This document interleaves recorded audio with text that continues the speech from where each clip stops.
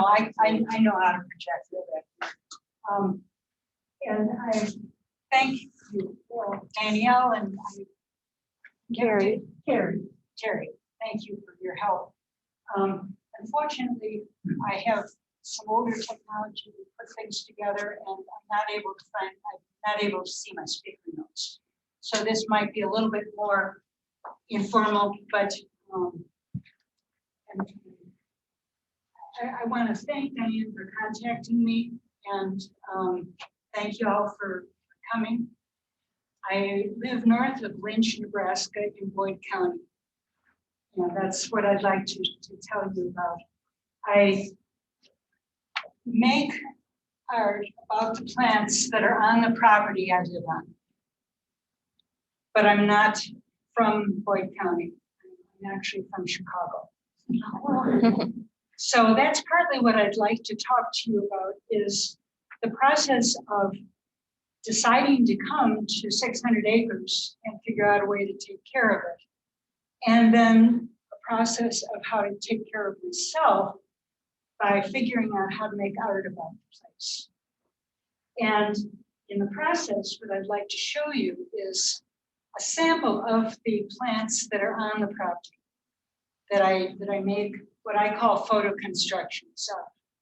This is, I'll explain the process of making a photo construction, and I will talk a little bit about my philosophy of what I'm doing, and then show you some of the plants that are on the property. I have 200 altogether that I've made art about. So I'll show you a sample of those, particularly focusing on some of the native plants that are out in the prairie. But first of all, I'd like to show you where I live. This is, you're down in the corner there. You're down in the right, Sioux City. This is the MNRR, the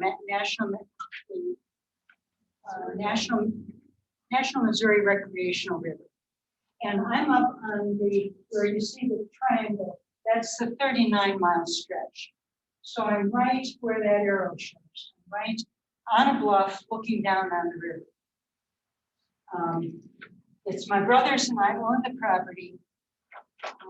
We inherited it from my father, but I'm the one who decided to live here and to really figure it out and take care of it. North of Lynch, I can see out my window, I can see Old Baldy, which is where Loess and Clark stopped, and I'll show you a photograph of that in a bit. It's part of the Missouri National Recreational River biologically unique landscape, which means that there are plants, there are riverine plants, trees along the river. In this particular stretch, the 100 miles of the MNRR, it's not channelized. It's kind of a shock to my system when I come to Sioux City and see the boundaries on the river. That we don't really have them. However, up at the very top is Fort Randall. And so it is regulated by the dam. So it's not, I once told a friend of mine that it was pristine, and he laughed. Because it's a controlled river with flows up and down, and certainly things to try to mitigate flooding, which would be much more natural. Of course, it manages to flood anyway. So my house, Terry, where did I put that? I don't know where you put it. You don't know what that is. The pointer that I had. Your water bottle over here. That's not, well, you see kind of a light roof there.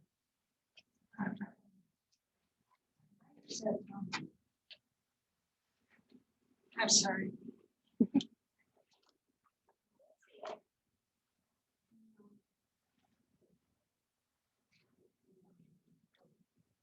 Right here for a second. Thank you.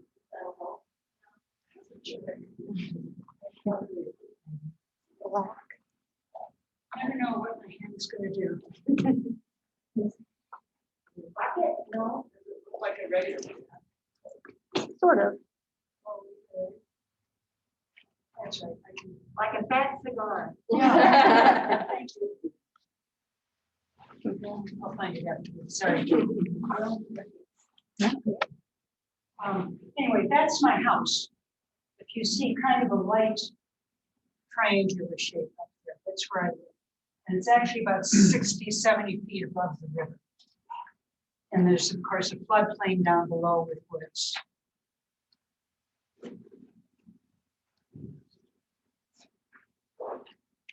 This is a view, 600 acres, and it's very diverse, the property.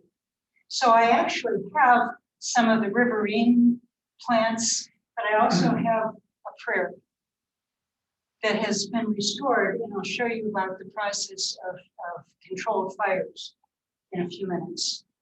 The grasses you see here are a lot of big blue stem, a lot of little blue stem. Indian grass, some cytosgrama that really took off after the controlled fire, which was very exciting to me to see. Unfortunately, the weeds took off too. And I'll talk a little bit about that in a bit. So this is looking over toward Greenwood, which is a Native American, and all of the side, all the way from Wagner down to around Greenwood is tribal land, Yankton Sioux. So it's a very undeveloped area. There's a few summer homes, or maybe 50 summer homes down below me. But generally, I'm the only one who's out there. I'm the only one who really lives on. I live on Utopia Road. And I'm really the only one with the Utopia Road address, which is nice. This is another view. Again, you can see my house, see where Fort Randall would be. Deep draws going down to the river. The land is sliding a lot. And so it's actually rather treacherous to be walking out there. You see yucca over on the far right.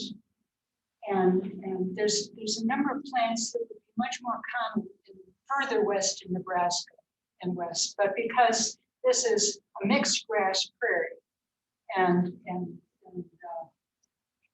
it's a combination of both the east and the west and all of the flora.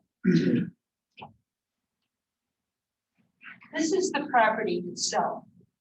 And I wanted to show you this because you can see where the river, the wooded riparian area, technically the landowner of the adjacent land owns the Sandbar. So I counted that as part in the wildflowers that I photographed. There are very few areas that were farmed, that were used agriculturally. It's almost all rangeland, and I rent it to a young man who brings his cattle out. This is another view of my house looking up toward Greenwood. When I moved here, I started coming out after my dad passed on in 2003. I've been coming out since I was a young woman, since I was in college. Really. My dad had been born in the Sandhills of Nebraska. And we'd come out and visit my grandmother every year. So I always felt myself kind of ethnically to be a Nebraskan. This was part of my blood, the cowboy stories I heard. My dad actually left the ranch when he was about 18.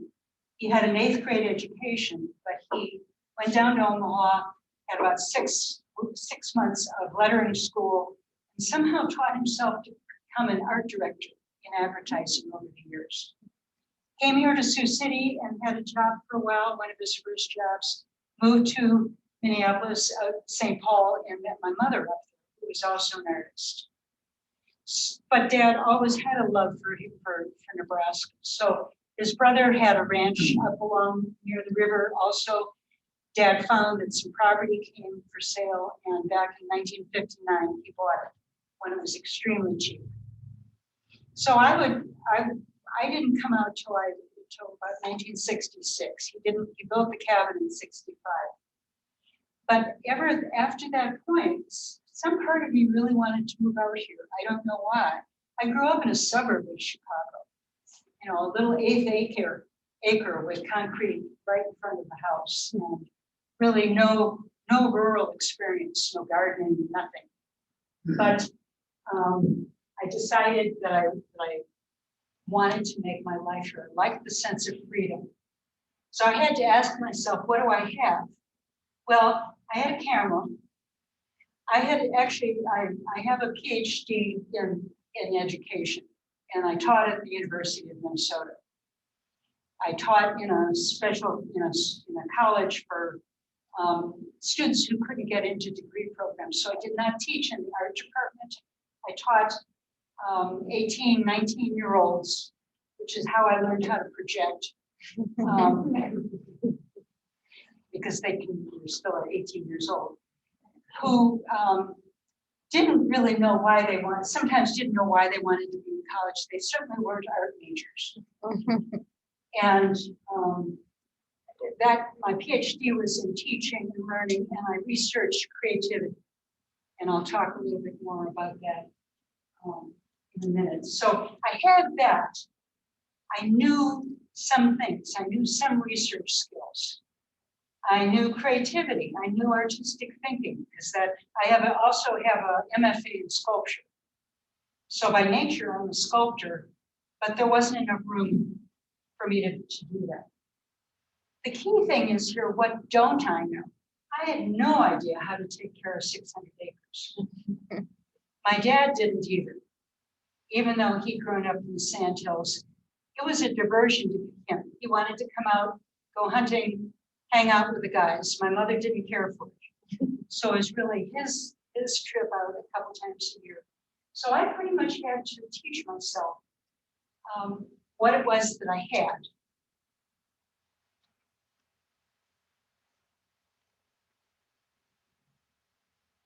I had to figure out things like weed control. And that's a serious deal, because some of the weeds are actually illegal.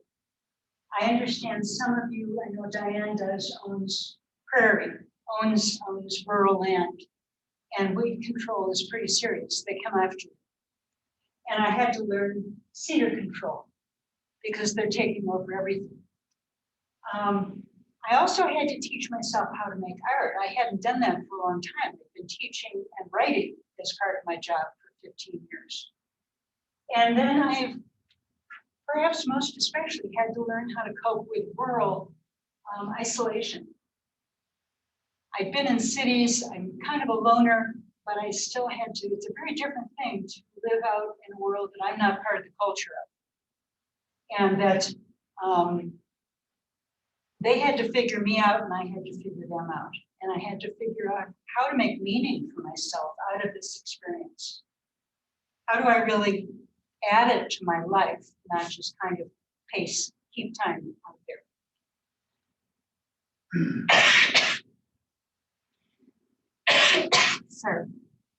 So over the years, and again, this is 18 years, and then I moved out here full-time in 2009, excuse me. So I've been out here for 11 years or so, full-time. And in that time, I turned to local farmers. They knew a lot. But then again, sometimes they didn't. They it's the keep on doing what's familiar. So I also have a lot of trust in science. And I turn to organizations like the NRCS, Natural Conservation Resource Services, and to the Northern Prairie Land Trust, and to some of the Natural Legacy Conference, where scientists were talking about weed control, and scientists were talking about burns, and they actually some came out to the land and helped me and talked me through it. I gained a lot of knowledge too from just reading. And this is where the arts, even reading Willa Cather, reading a variety of writers, Mari Santos, about the prairie, about the land. And I became a Nebraska Master Naturalist. A blog I would recommend, are any of you familiar with the prairie ecologist, Chris Helger? Wonderfully inspirational about looking at the tiniest things. He loves bugs, so he particularly focuses on this, but he works for the Nature Conservancy. I joined the board of the Missouri National Recreational River, and so I could get a better understanding of the river itself. And probably most especially, I simply walked a lot. That the land became my bodily experience of absorbing it through my feet. And it's the land is like this. So eventually I got to trust crawling down into the draws. They terrified me when I was younger. Who knew what was going to be down there? And now I just crawl on down and up and around, follow the cow paths, follow the deer paths, and I can go most any place. So what the result of that is a kind of a body knowledge of the place that then I put into my artwork. I'm sorry, I keep going backwards. Okay, the first thing I did have to figure out was the land. So from the advice of some of the scientists and biologists, I got an EQIP grant through the NRCS to have serious tree removal. It took them 2 weeks, actually longer than that, three weeks to remove large trees. You can see the red circles in the back.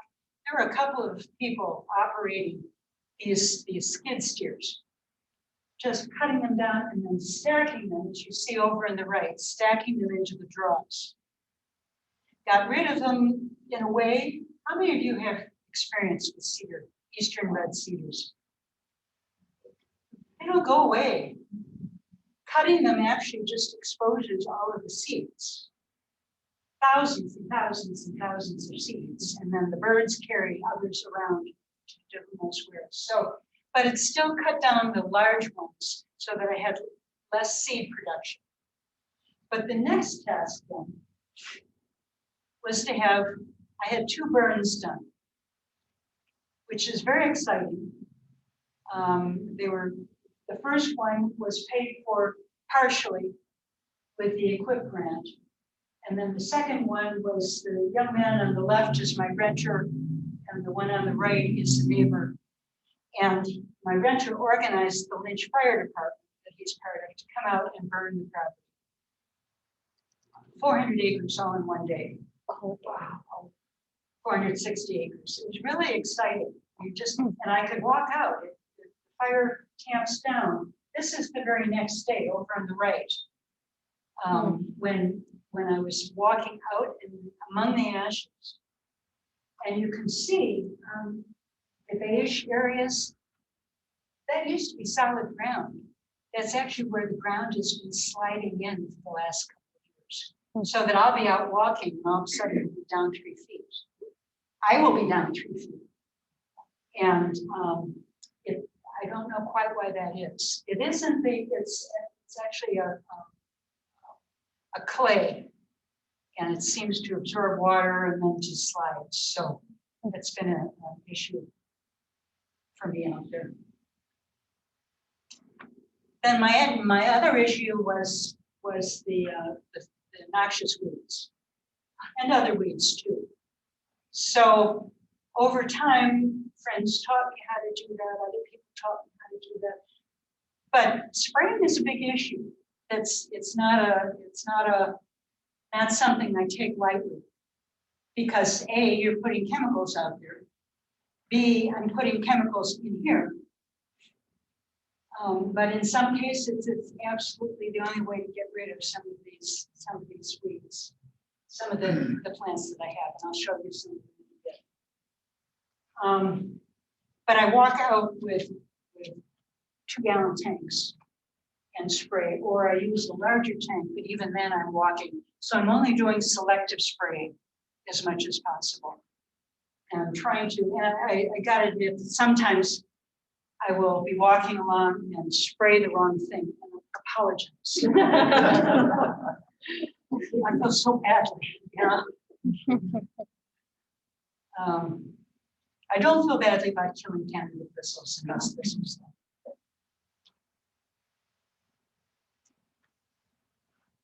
I don't know if any of you, I had a show at the Loess and Clark Interpreter Center. Once of my wildflowers, back then I only had 54. And the show that I had before that was of my columns. So for gosh, a number of years, I really focused on doing columns. These are part of my walking poem series.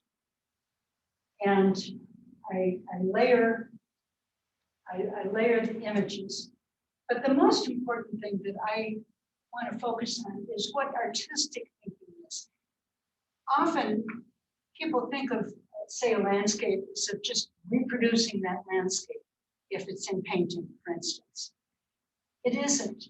And in fact, I'm not very good at that. What interests me more, but I think it interests all artists, is the kind of seeing things in different ways. Taking the familiar and making it new. Surrealists did that in a really big way by taking dream imagery and making it very new, strange. I wanted to just shift things so that it makes us see the objects in themselves. And we can think of them then in terms of metaphor, in terms of ideas, in terms of wandering or complexity in life, and the almost like a Chinese painting where you're invited to move through the space. So I spent a lot of time doing that. But I also decided then to focus on plants. Because as I learned more and as I saw more, I learned more about the noxious plants, but I also saw I'd see these wonderful things down there that I could have walked by for years without seeing. The spiderwood. So on the left is my original photograph of the spiderwood. In the middle, I've digitally cut out the spiderwood.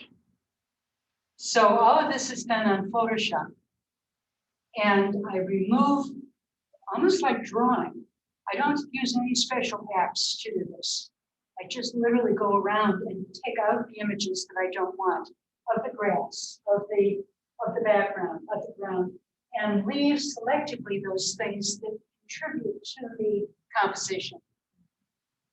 And then I place this image on top of another photograph I've taken of sky and bound it with a frame and title it. So I'm using the things that kids learn in school, lines, shapes, colors, textures, and trying to put them together into a composition.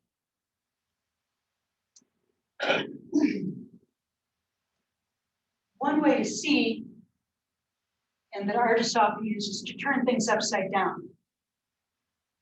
So now, if I had the pointer, I would show you. So follow with me. The left, your eyes go around the curve. Go around to the left, then a curve. Those two leaves form a triangle. They move around in another line that moves your eyes up. And then they move around the texture of the grass.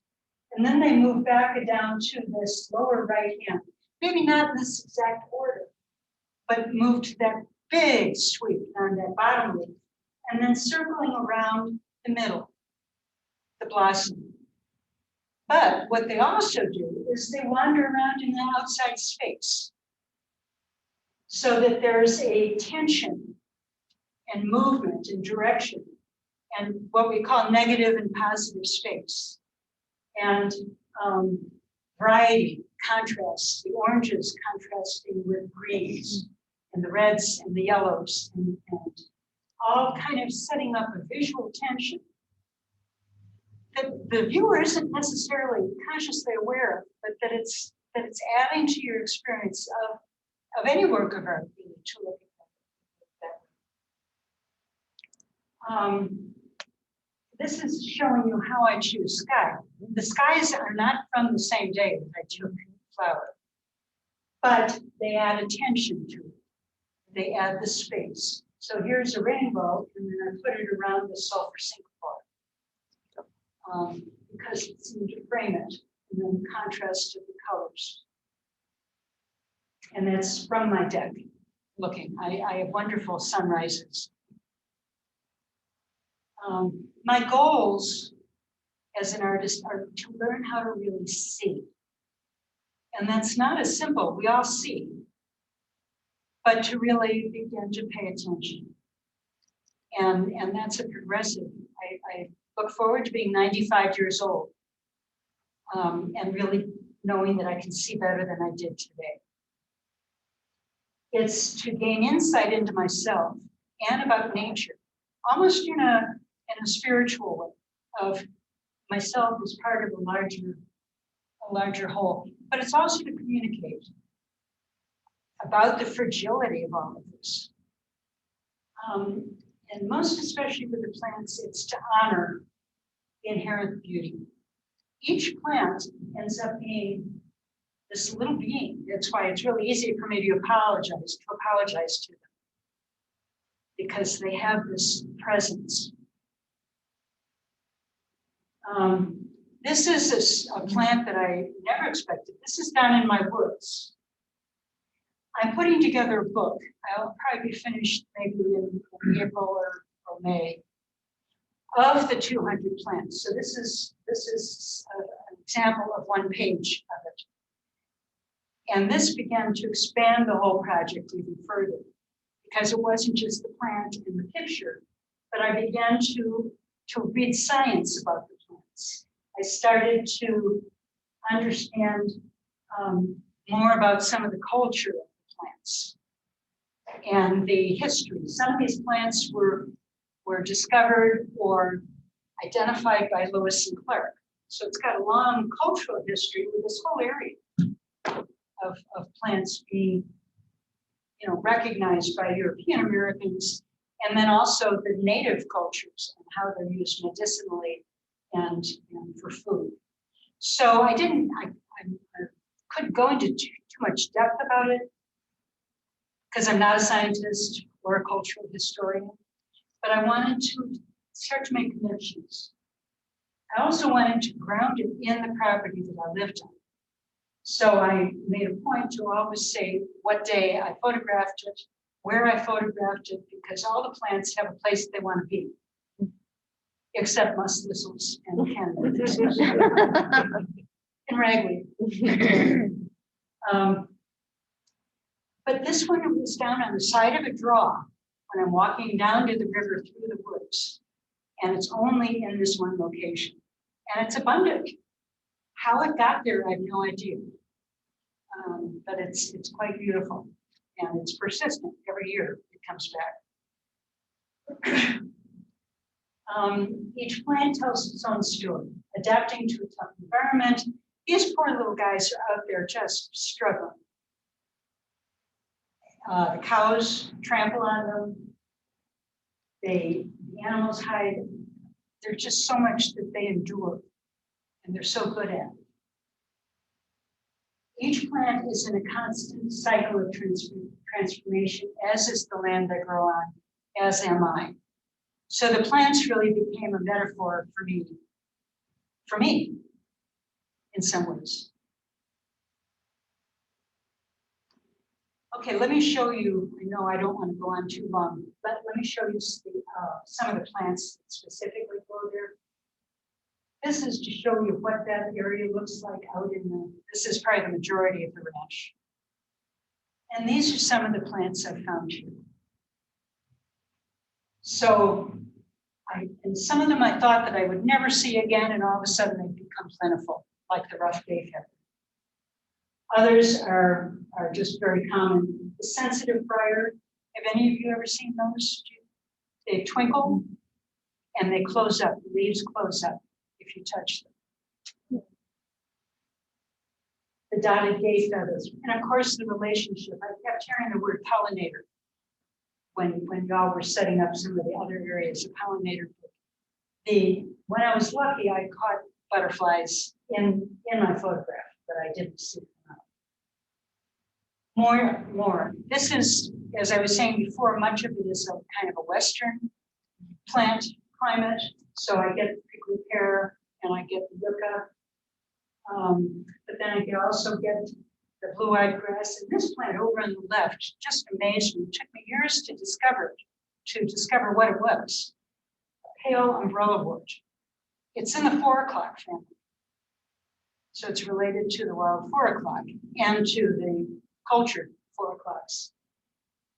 Almost ghostly looking. It's just a sprinkly plant. And all of a sudden this year after the burn, there's all of it, all over the place. So things are always surprising me. Another place where plants have their own personalities and climate is, of course, the woodland plants. In this case, it's a whole colony, huge colony of meadow anemone that's just down by the river, above the river. And these are some of the river woodland plants. I don't see the wild strawberry as often because they're down hidden in the grass.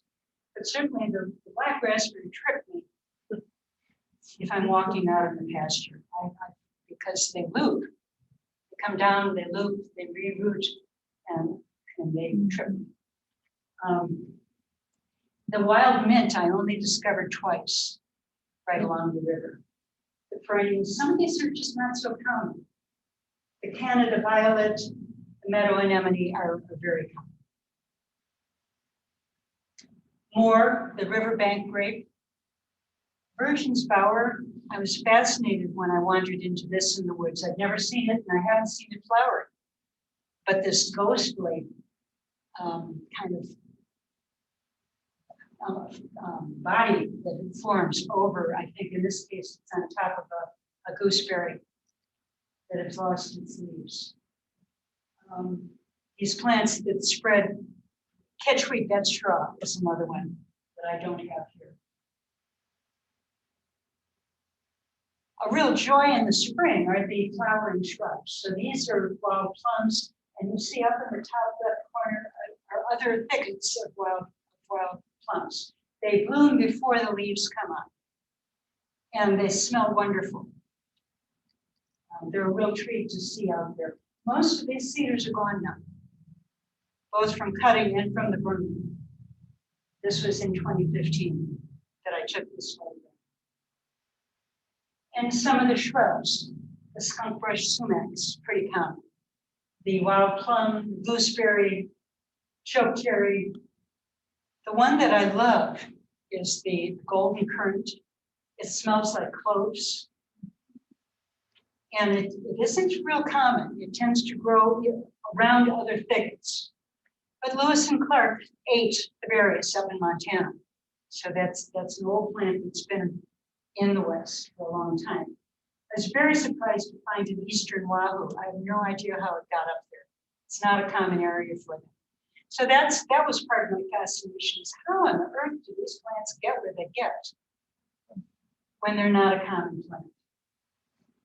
Unfortunately, the very common plant is the buckbrush, which is very just taking over in Boyd County. Makes it very difficult to walk, and it chokes out the grass. So does the smooth sumac, as beautiful as they are. Another area is the wetland and lowland plants. So this is a common beggar tip. You'll also see the western ragweed, which tends to grow anywhere. I don't have as much of the wetland, but the creeks, particularly in certain years like 2019 after the bomb cyclone, was very wet. I couldn't even get from one pasture to another.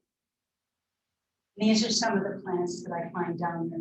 The blue vervain is pretty common. The lady's sun is a really beautiful little plant. It's also out in the Sandbar.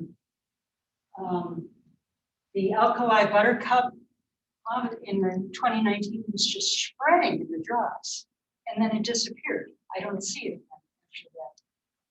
Maybe when we have another flood, it'll come back again. The fire on the mountain is a spurge related to poinsettias.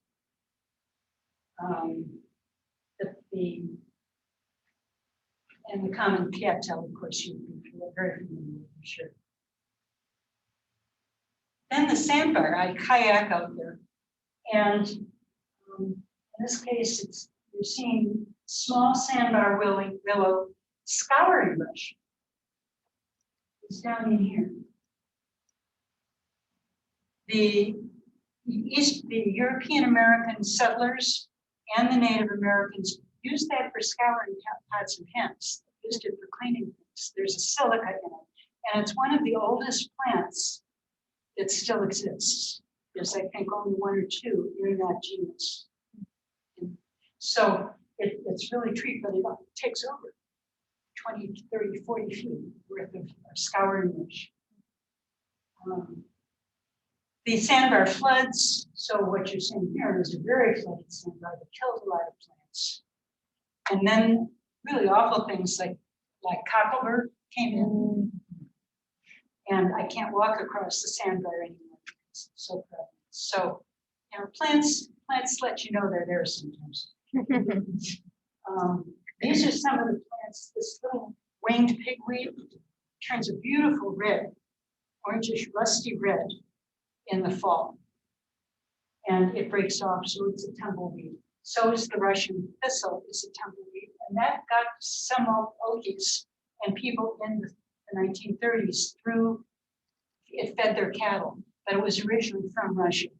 So it's actually an invasive weed, but it was useful.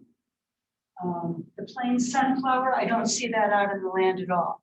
So I'm fascinated by the way that these seeds may actually travel down the river and come. They don't come up into the hills very much. Okay, these plants I'm less fond of, and you're probably familiar with some of them. This is, actually, I do like the snow on the mountain, but it tends to find any hole, any bare ground.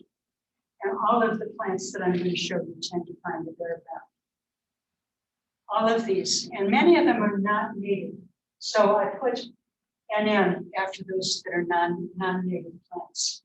And the reason that musk thistles and Canada thistles and these non-natives is that the native plants can't compete with them. And sometimes they come and then the grasses do compete with them and choke them out after a couple of years. That's happened with the blue mustard, for instance. The noxious weeds, this gives you an idea. This is down into a draw where the trees were stacked and after they were cut.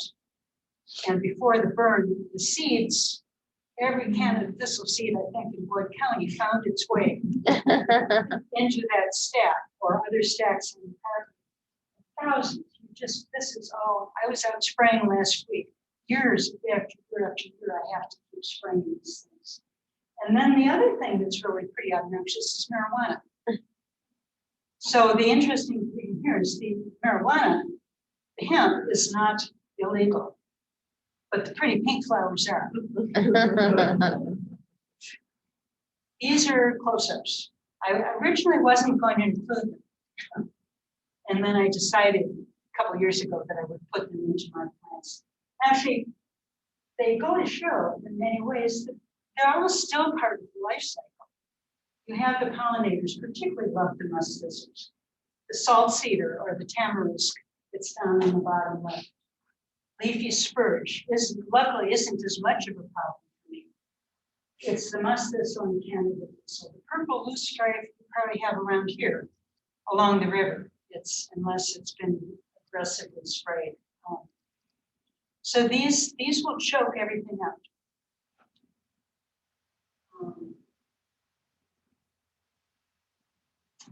The last thing that I want to show you in terms of plants is the plants that just wow me because I never expected to see them. They either didn't belong there or they were here for a short time, or in this case, this is slender dahlia in the clover family, in the bean family.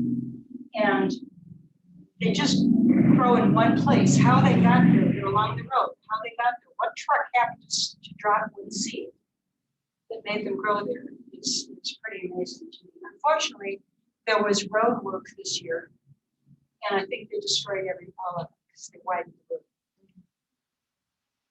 The these are some of the unexpected things that I found out there. This last spring, after the burn, all of a sudden this golden prairie clover was out there. I'd never seen it before. Now I hadn't grazed the pastures for the year before. So it's actually possible, and the cows weren't out there after the burn, it's possible that the cows eat a lot of these plants. And it's only in years there aren't as many cows out there that I find. In some cases, though, like the Venus looking glass right in the middle, I found that twice. But the one that I first saw, I was out spraying, and I kind of in peripheral vision saw this little purple thing, and pink purple thing, and I looked down, but I'd already sprayed it. Mm. So I have to admit, I cut it off. I clipped it off thinking, well, if it's a perennial, then the roots will still grow. And I just wanted to get rid of the spray. Except I really wanted to photograph it. So I have to admit, I propped it back up. so that I could get the photograph. And I've never seen it again. So I'm actually glad, but that's the only one that I did that. Things like this prickly poppy comes every year, but only in one spot, and that's a western Nebraska plant. So it's always thrilling to me to see it. The Deptford pink over on the far right, that is a non-native, I should have put an N after that. It was a garden plant. It somehow escaped, except it's escaped. It's actually considered, it's in the wildflower books now. And I only found one plant, and there aren't any farms around. So I have no idea how that went. The blue lobelia, I was down along the river, and all of a sudden I saw that flower this year. I've never seen it before. So it's like they just want to move. You know, they want to find places to grow. The fierceness of life with these plants is what is, in some ways it sustains me, knowing that these plants want to keep moving and growing and doing what they're supposed to do. And it's thrilling to me. Oh, I did include that. The Illinois bundleflower was another one. You may have more of that around here. I'd never seen it. I've never seen it in Boyd County, and it was suddenly along the river. And now it's spreading, which is kind of neat. Okay, I'm sorry, I'm going over a little bit, but I just want to wrap up. And I think you wouldn't be here if you already weren't really interested in what these plants are teaching us. I look forward to maybe talking with more of you about what your experience is with wild plants, with wildflowers. To really experience joy with them. They are such teachers, but also to think metaphorically. What are they teaching us about life, about ourselves, about the larger picture, particularly in times when the climate is changing and things do become more fragile. And then, as you're doing, by this being a community-wide event, and your work sounds like it's a community-wide, or really communicating with other people about the life of these things. I do have a website out and an email, so those are the best ways to communicate with me if you ever had a reason to. I think it's interesting to me when I'm out, even with the farmers, even with the people that know the land, they tend not to see plants. A lot of them don't know the trees that are around them. Don't know. I'm just learning grasses, so I can't fault them for that, but don't know what the plants are. Don't know the names of them, don't know the specialness. So it's a kind of plant blindness and nature blindness, and unfortunately kids, that's probably becoming even more common as they're more plugged into their. So I applaud you for your work of what you're doing. with your gardens, with your prairies. Thank you. Do you have any questions? A little bit over time. So, any questions? Thank you.